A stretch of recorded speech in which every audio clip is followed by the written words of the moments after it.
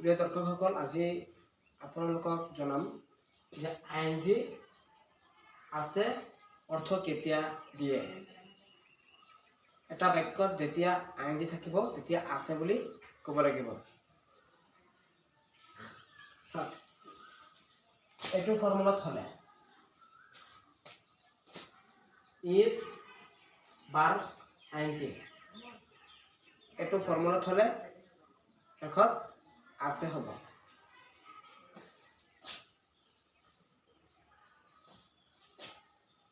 He is, it, ING. সি মানে তেওঁ, ইট মানে খায়, খোৱা,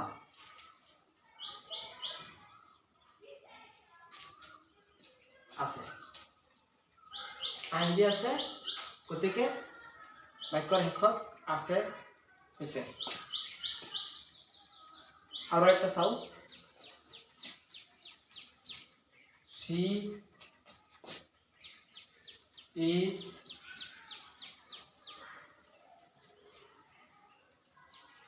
writing, তাই লিখি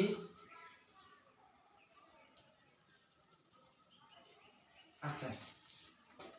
চাওক, ভাৰ্বৰ পিছত আইএনজি আছে, গতিকে আছে হৈছে। প্ৰথমটো চাওক, ভাৰ্বৰ লগত আইএনজি যোগ হৈছে, আছে হৈছে।